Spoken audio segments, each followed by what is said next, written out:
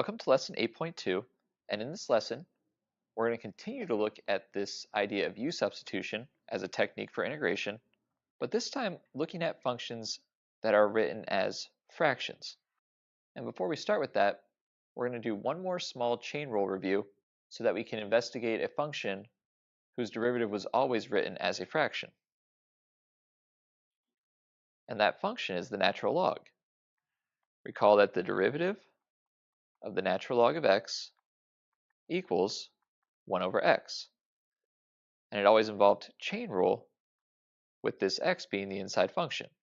And so differentiating the functions that you see here, if we have f of x equals natural log of 4x minus 1, we're going to have f prime of x equal to 1 over the inside function times the derivative of the inside function, and get a final result of 4 over 4x minus 1. For this g of x function, 4 times the natural log of 3x squared plus x, we'll get a g prime of x equal to our constant multiplier 4 stays in front. The derivative of natural log will be 1 over its inside function times the derivative of that inside function, in this case 6x plus 1, giving us a final function that can be written as 4 times 6x plus 1 over 3x squared plus x. Notice in both of these, specifically working with polynomials, everything in the numerator in both final results in both derivative functions was 1 degree less than what you see in the denominator. We had an x and a constant, we ended up with no x and a 0. We had an x squared and an x, we ended up with an x to the first power and a constant. And that pattern is going to be key going forward, because what we're going to look at in this lesson is how to reverse this specific type of situation. So integration when f of x is written as a fraction. And what we are looking for is a derivative being divided by its antiderivative. I want to see dx over x, or you could think something like g prime over g.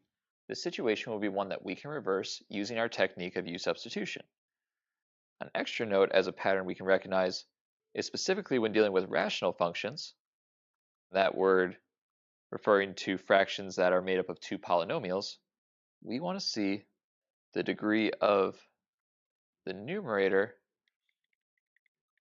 exactly 1 less than the degree of the denominator. And if that's not the case, we have an old technique that we can use, and that technique is polynomial long division, to try to get back to this pattern of having the degree of the numerator being 1 less than the degree of the denominator. But once we have it established that we are seeing this pattern, derivative over antiderivative, what we will do is set u equal to the denominator and set up our u-substitution. Find du and substitute. And we'll wrap up by integrating the resulting function, and this will often involve the natural log. And let's go take a look at this. We'll start with the indefinite integral on the left, the integral of 2x plus 1 over x squared plus x dx. Note the two terms in the denominator, we have an x squared and an x, and both terms in the numerator are 1 degree less. The 2x is 1 degree less than the x squared, the 1 is 1 degree less than the x from the denominator. And so following the strategy above, we're going to set u equal to that denominator. And our du will then be 2x plus 1 dx, which will allow us to rewrite our function as, and we have two options here.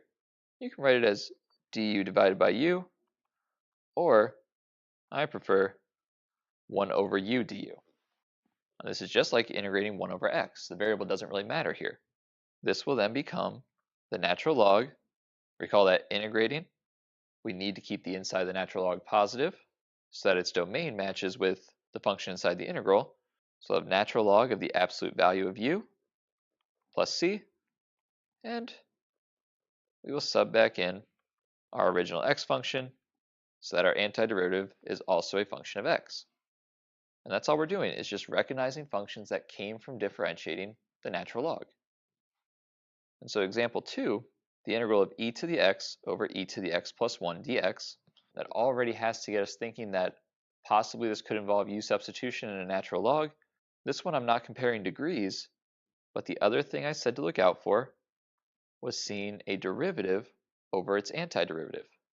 And in this case, if I make my u function this denominator, e to the x plus 1, its derivative would just be e to the x, because the derivative of the 1 would become 0. And so I can set this up for u substitution. This will become the integral of 1 over u du, just like the first example, which will then give us the natural log of the absolute value of u plus c, or the natural log of the absolute value of e to the x plus 1 plus c. In this last example, you can already see I'm leaving myself a little bit more space. It's going to take a little bit more work to get through this one because we have an issue. The degree of the numerator is not exactly 1 less than the denominator. It's actually bigger than the denominator. So the side note that I made above said that to get us into a better situation, one that lines up with the patterns we want to see, we can make use of one key tool, and that is our polynomial long division. In this case, taking our numerator, x squared minus 2x plus 7, and dividing by x minus 1. If you need to, give yourself a little refresher on this process, and make sure you can follow along with what I do right here. Comparing the lead term, the x to the x squared, I know x squared divided by x would be x. Multiply that through the x minus 1, give me x squared minus x here, and we are subtracting that off. X squared minus x squared cancels. Negative 2x minus a negative x is negative 1x, and I'll bring down this plus 7. Matching up the lead terms now, this negative 1x divided by x is negative 1, and multiplying my expression through by negative 1 will be negative 1x plus 1, and subtracting one more time. And here I'll end up with a remainder of 6. And recall the remainder we write by putting that number, whatever value we get, over what we were dividing by. In this case, 6 over x minus 1. And now that I've carried out the division, what I've accomplished is I've made a new function equivalent to the original, but one that I'm hoping will be easier for me to integrate.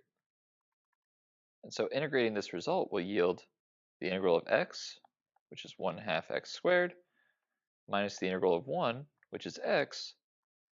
Now we do still have this integral of 6 over x minus 1, but notice how you have an x minus 1 in the denominator.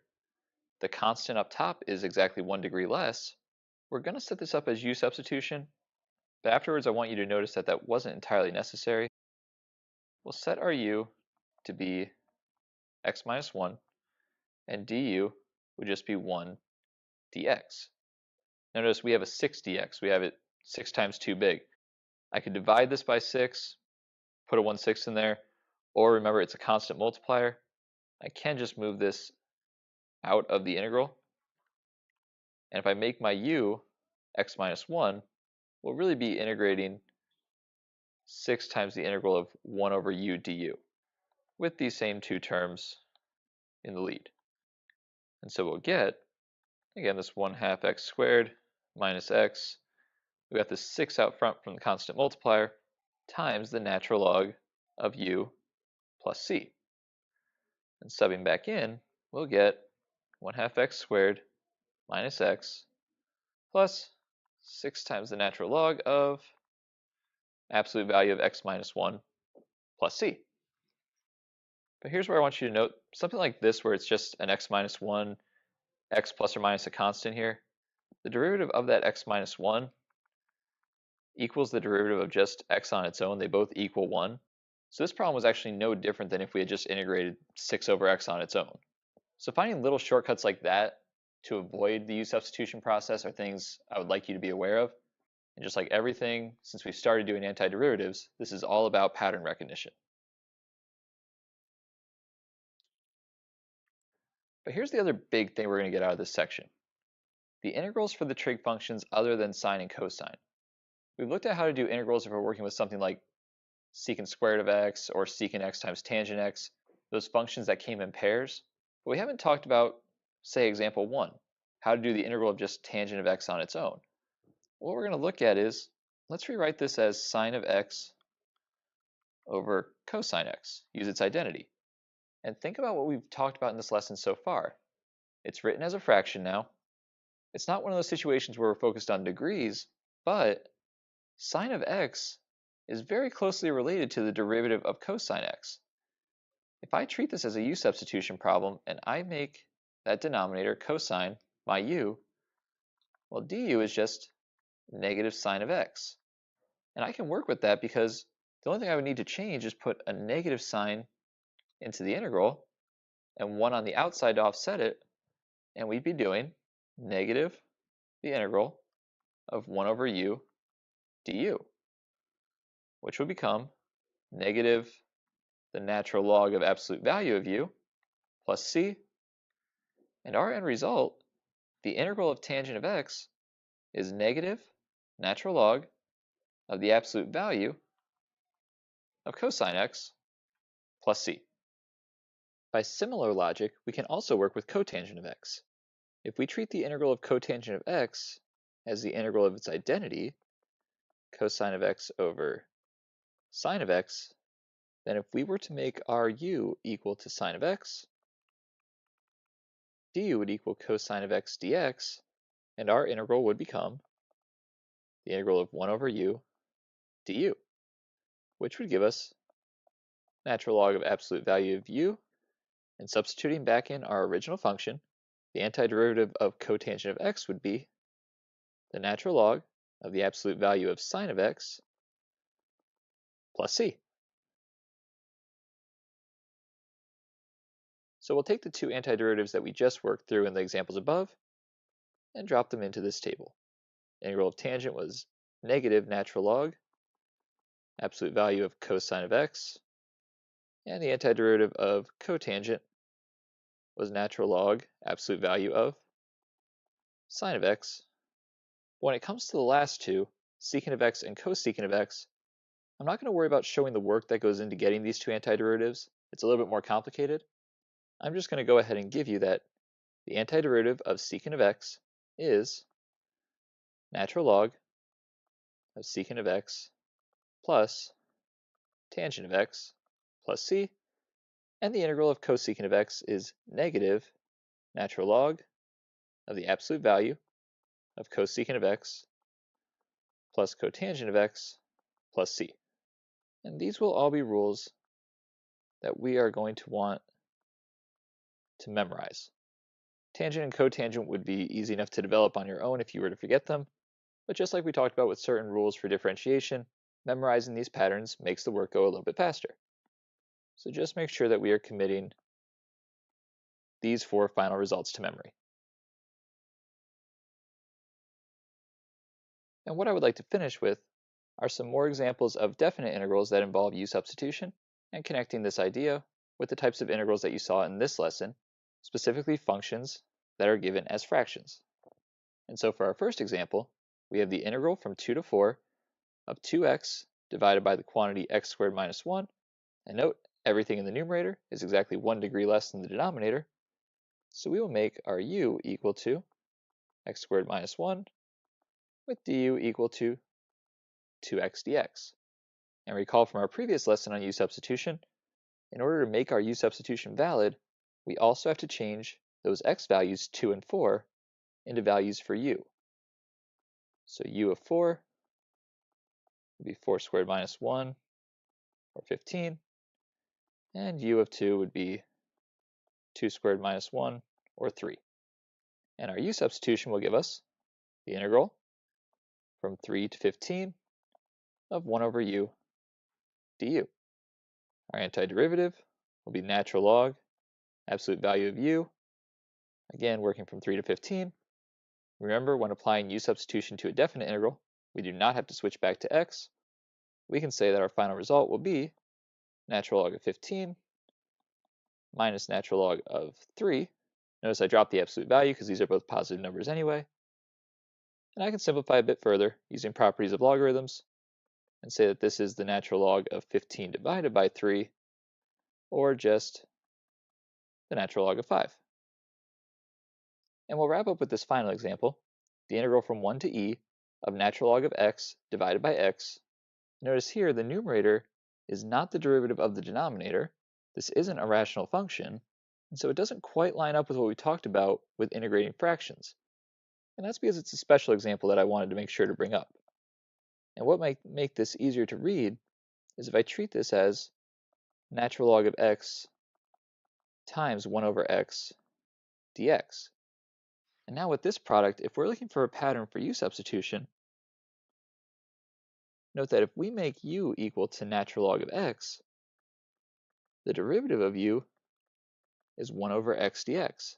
And our problem becomes the integral of u du. And this is all just to show that not every fraction is going to be antidifferentiated by making u into the denominator. We still have to be on the lookout for other patterns. I'm also going to go ahead, change my boundaries into values for u. So if I'm doing natural log of e, I'll have 1.